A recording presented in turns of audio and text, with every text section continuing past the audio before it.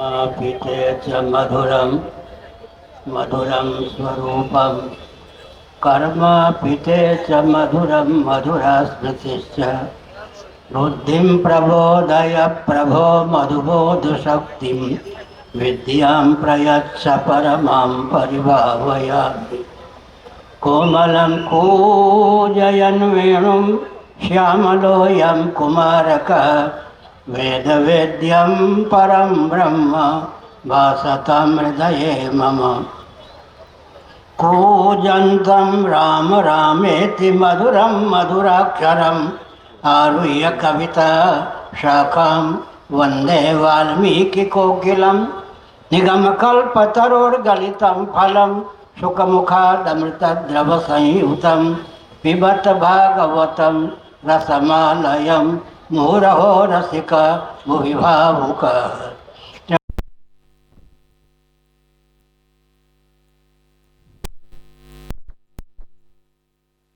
कीर्तनीय सदा हरे नारायणाखिल गुरो भगवन्नमस्ते शिवाय नमः शिवलिंगाय नमः तन्मे मनः शिवसंकल्पमस्तु सर्वे भवन्तु सुखिनः। श्रीराम जय जय राम।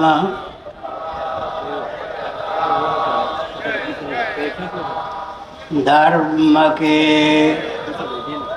जय हो, अधर्म का नाश हो, प्राणियों में विश्व का गौ माता की गोहत्या भारत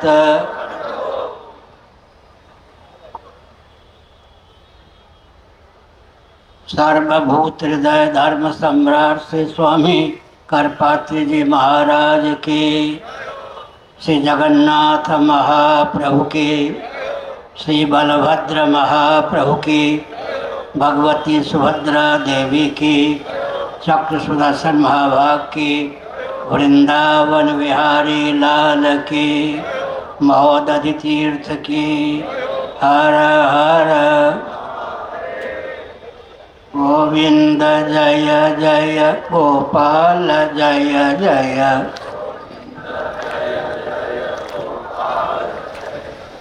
राधा रमण हरि गोविंद जय जय।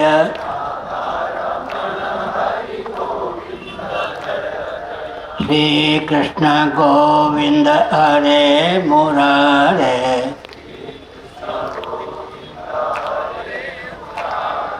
हे नाथ नारायण वासुदेव।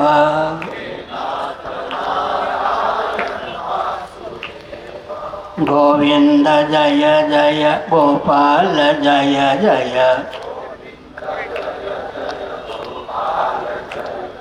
राधा रमण हरि गोविंद जय जय।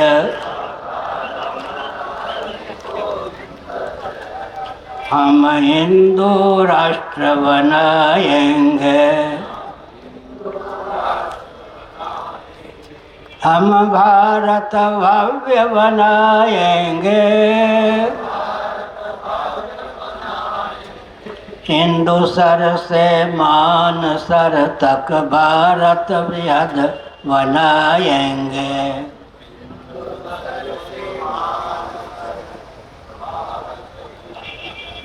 कन्याकुमारी से लेकर मानसरोवर पर्यंत हिंदू सर से मान सर तक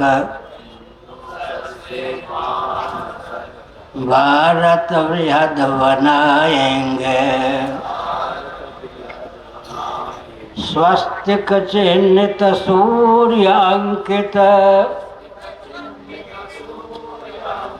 केसरिया ध्वज लहराएंगे।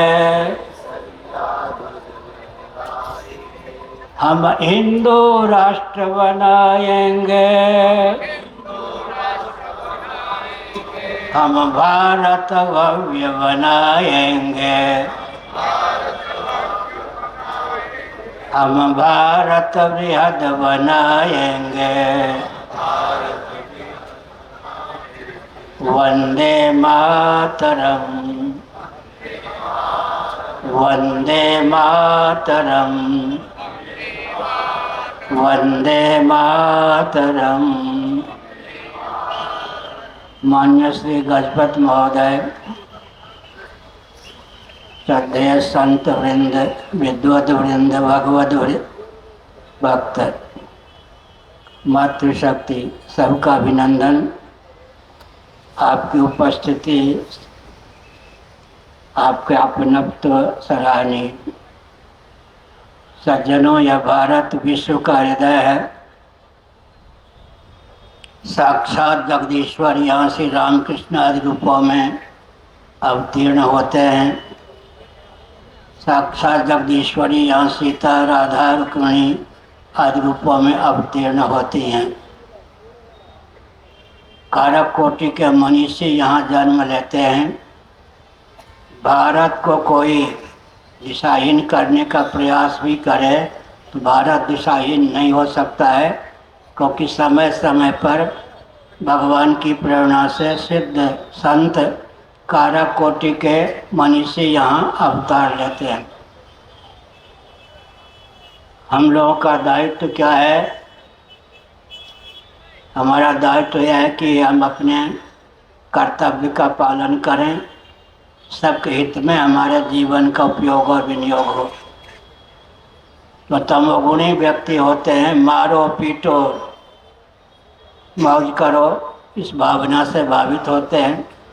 रजोगुणी होते हैं, वे खाओ पियो मौज करो तक सीमित रहते हैं। सात्विक व्यक्ति होते हैं, जियो और जीने तक सीमित रहते हैं। लेकिन शुद्ध सात्विक गुणातीत जो व्यक्ति होते हैं, अपना जीवन अपने और सबके हित में प्रयुक्त और विनियुक्त हो, इस तथ्य को आचरण के द्वारा समुद्भाषित करते हैं। हमने संकेत किया, हमारा आपका जीवन अद्भुत है, पर ध्यान रखना चाहिए। हमको भगवत कृपा से मनुष्य शरीर प्राप्त हुआ है। हमारी प्रज्ञा शक्ति, प्राण शक्ति अत्यंत परिपुष्ट है। हम अपने जीवन का उपयोग और विनियोग धर्माचरण में कर सकते हैं, भगवत भक्ति में कर सकते हैं, भगवत तत्व के विज्ञान का मार्ग भी प्रशस्त कर सकते हैं। तुलसीदास जी महाभाग ने विविध ग्रंथों का अनुशीलन करके एक पंक्ति की संरचना की। साधन सोपान की दृष्टि से वह पंक्ति बहुत महत्वपूर्ण है। धर्म ते विरत, योग ते ज्ञान, ज्ञान मोक्ष प्रद वेद वखाना। धर्म का फल है वैराग्य, विरति, अनासक्ति। वैराग्य का फल है समाधि, योग। योग का फल है ज्ञान, ज्ञान का फल है मोक्ष। अनात्म वस्तुओं से विविक्त गुणमय भावों से अतिक्रांत आत्मा को आत्मा के अनुरूप जानना ही मुक्ति है। श्रीमद् भागवत में मुक्ति को परिभाषित की गई है, मुक्तिर्हित्वान्यथा रूपम स्वरूपेण व्यवस्थिति। अनात्म वस्तुओं के अनुरूप आत्मान्यता का त्याग कर आत्मानुरूप आत्मस्थिति का नाम मुक्ति है। मुक्ति उत्पाद्य नहीं है, आप्य नहीं है, प्राप्य नहीं है, विकार्य नहीं है, संस्कार्य नहीं है। आत्मा नित्य शुद्ध बुद्ध मुक्त स्वरूप है, अनुभव स्वरूप है, अनुभव का विषय अनुभव भी नहीं है। इस तथ्य को हृदयंगम करने की आवश्यकता है।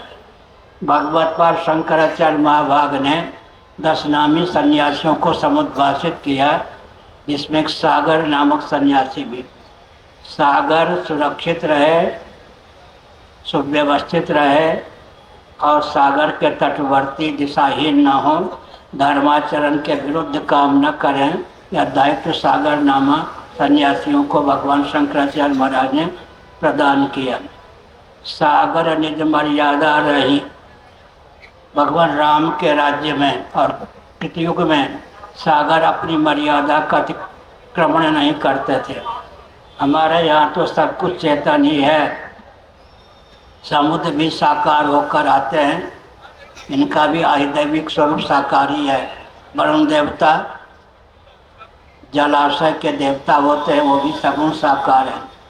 हमारे भगवान निर्गुण निराकार भी हैं, सगुण निराकार भी हैं, सगुण साकार भी हैं। अजोपि सन अव्यय आत्मा कहकर भगवान ने अपने स्वरूप को निर्गुण निराकार सिद्ध किया। पंचभूतों का और प्रकृति का नियामक कहकर भगवान ने स्वयं को सगुण निराकार सिद्ध किया।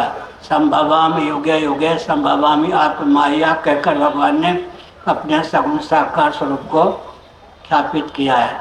हम निर्गुण निराकार परमात्मा को, सगुण निराकार परमात्मा को, सगुण साकार परमात्मा को मानते हैं, जानते हैं। हमारा आपका यह शरीर सगुण साकार है, सूक्ष्म कारण शरीर सगुण निराकार है, आत्म तत्व निर्गुण निराकार है। इस दृष्टि से विचार करने पर एक व्यक्ति करोड़ों एटम बम की शक्ति को अपने जीवन में प्रतिष्ठित कर सकता है। आत्मा काल का भी काल है। काल के स्वरूप को समझने की आवश्यकता है तो व्यक्ति कालजयी हो जाता है। संकेत में करता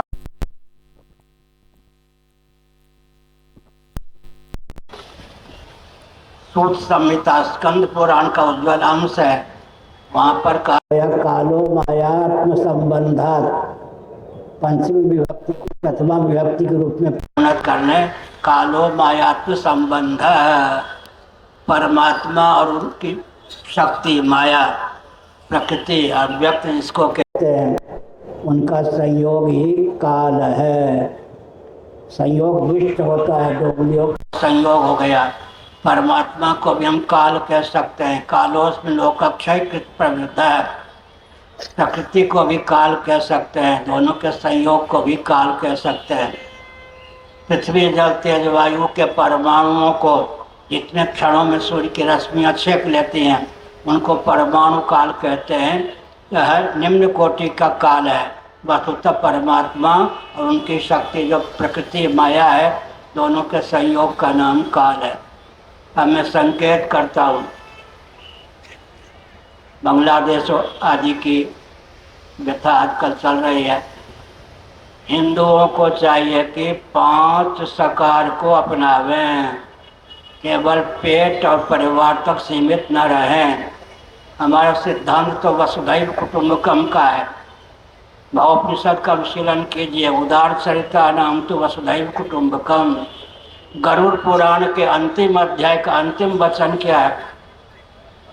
सर्वे भवन्तु सुखिनः, सर्वेषां मंगलम भूयात्, सर्वे सन्तु निरामयाः, सर्वे भद्राणि पश्यन्तु, मा कश्चित् दुख भाग भवेत्। हमारा सिद्धांत है सज्जनों। हमारे यहाँ पृथ्वी, पानी, प्रकाश, पवन, आकाश अव्यक्त के रूप में परमात्मा ही समुल्लसित होते हैं। महाप्रलय की दशा में व्यक्त प्रपंच अव्यक्त भावापन्न हो जाता है और अव्यक्त सनातन अव्यक्त अक्षर अव्यक्त परमात्मा विलीन हो जाता है। उस समय परमात्मा तत्व ही शेष रहते हैं। कालांतर में वो परमात्मा तत्व सृष्टि रचना के समय स्वयं को प्रकृति के रूप में भी, प्रपंच के रूप में भी अभिव्यक्त करते हैं। हमारे भगवान अद्भुत हैं। जो अद्भुत हैं वो निमित्त और उपादान दोनों कारण ही सिद्ध होते हैं। तदैक्षत सईक्षण चक्रेशु कामयत बहुश्याम प्रजाएय सर्वम खलुदम ब्रह्म आत्मैवेदम सर्वम अहमैवेदम सर्वम आदि उपनिषद वचनों का अनुशीलन करें तो हमारे भगवान जगत बनाते हैं और जगत बनते भी हैं। एक विनोद की बात है, विचार करने की आवश्यकता है। ध्यानपूर्वक सुनिए। जगदीश्वर जगन्नाथ महाप्रभु के भीतर जगत है या बाहर? अगर बाहर है तो भगवान व्यापक सिद्ध नहीं होते, अंदर है तो भगवान पोला सिद्ध होते हैं। भगवान व्यापक भी है, पोला नहीं है, सद्घन है, चिद्घन है, आनंद घन है। एकांत पर बैठकर ध्यान करें। जगदीश्वर ही जगत भावापन्न है। जगत न तो भगवान के बाहर सिद्ध होता है न भगवान के अंदर। भगवत तत्व ही जगदीश्वर ही जगन्नाथ महाप्रभु ही जगत के रूप में समुल्लसित है। इस प्रकार का ज्ञान हो जाने पर व्यक्ति निर्भीक हो जाता है। एक विचित्र बात है, भगवान शंकराचार्य महाभाग ने उपनिषदों के माध्यम से इस तथ्य को समुद्भाषित किया कि अनात्म वस्तुओं को हम वैराग्य का विषय कह सकते हैं, परमात्मा को वैराग्य का विषय नहीं कह सकते। वृंदावन में एक परमहंस आश्रम है। वहाँ एक सिद्ध कोटि के महापुरुष आए। एक सेठ जी उनको प्रणाम करने गए। लोगों ने कहा, महाराज ये बहुत बड़े सेठ हैं, धनी हैं, आपको प्रणाम करते हैं। महापुरुष ने कहा, सुनो सेठ जी, मुझे क्यों प्रणाम करते हो, मैं तुम्हें हाथ जोड़ता हूँ। सेठ जी ने कहा, महाराज उल्टी गंगा क्यों बहा रहे हैं। महापुरुष ने विनोद कर की भाषा में कहा, छोटी वस्तु का त्याग करने वाला त्यागी होता है, बड़ी वस्तु का त्याग करने वाला महात्यागी होता है। हमने जगत का त्याग किया है, तुमने जगन्नाथ का त्याग कर दिया है, इसलिए तुम महात्यागी हो। उसकी आंखें खुल गई। हमने संकेत किया, जीवन में त्याग का बल हो, वेग हो। हम सगुण साकार भी अपने को माने, निर्गुण निराकार भी और सगुण निराकार भी, तीनों रूपों में अपने स्वरूप को समझें। आत्मा की ब्रह्म रूपता, ब्रह्म की आत्मरूपता, आत्मा स्वरूप ब्रह्म में, ब्रह्म स्वरूप आत्मा में, प्रकृति से प्रपंच की अध्यस्तता का संचालन निश्चय हो। अब मैं संकेत करता हूँ, 4 सकार को अपनाइए। सच्चिदानंद स्वरूप सर्वेश्वर के स्मरण का बल हो, सद्भाव पूर्वक संवाद का बल हो, सेवा का प्रकल्प हो, संग बल हो, कोई भी बाल बांका नहीं कर सकता। 4 क्या मैंने कहा, सच्चिदानंद स्वरूप सर्वेश्वर के स्मरण का बल हो, सद्भाव पूर्वक संवाद का बल हो, सेवा का प्रकल्प हो, संग बल हो। 4 सकार को अपनावे। क्रिश्चियन, मुस्लिम, कम्युनिस्ट तंत्र ध्यान पूर्वक सुने। सबके पूर्वज सनातनी वैदिक आर्य हिंदू थे। ऐतिहासिक तथ्य है, इसको कौन नहीं मानेगा। मोहम्मद साहब के पूर्वज कौन थे, ईसा मसीह के पूर्वज कौन थे, सबके पूर्वज सनातनी वैदिक आर्य हिंदू थे। वे उत्पत्ति, स्थिति, संहार, निग्रह, अनुग्रह, संगत पंचकृत्य को समझने वाले थे। आजकल जिसको साइंस और आर्ट कहते हैं, विद्या और कला में निपुण थे। शुक्र नीति का अध्ययन करें। वाणी की प्रधानता से जिसकी अभिव्यक्ति होती है उसका नाम विद्या है। मौन रहकर भी या गूंगे के द्वारा भी, मुख के द्वारा भी जिन कृत्यों का संपादन होता है उनका नाम कला है। चटाई बिनना इत्यादि कला है। विद्या और कला, 32 विद्या में अन्य विद्याओं का समावेश है, 64 कलाओं में अन्य कलाओं का समावेश है। हमारे जीवन में विद्या और कला दोनों हो तो संपूर्ण विश्व में हम बंधनीय होंगे। और एक विचित्र बात मैंने संकेत किया, लोग कहते हैं कि हिंदुओं की हत्या कर दी जाएगी, हिंदू बचेंगे नहीं। ऐसी बात नहीं है। बात यह है कि भगवान सनातनियों के अवतीर्ण होते हैं, कारक कोटि के मनुष्यों को भेज सकते हैं और भेजते रहते हैं। भारत का कोई बाल बांका नहीं कर सकेगा। एक विचित्र बात है, बुश महोदय जिनके पिता अमेरिका के राष्ट्रपति रह चुके थे, वो स्वयं भी एक बार अमेरिका के राष्ट्रपति रह चुके, दूसरी बार अमेरिका के राष्ट्रपति पद पर शपथ ग्रहण करने जा रहे थे।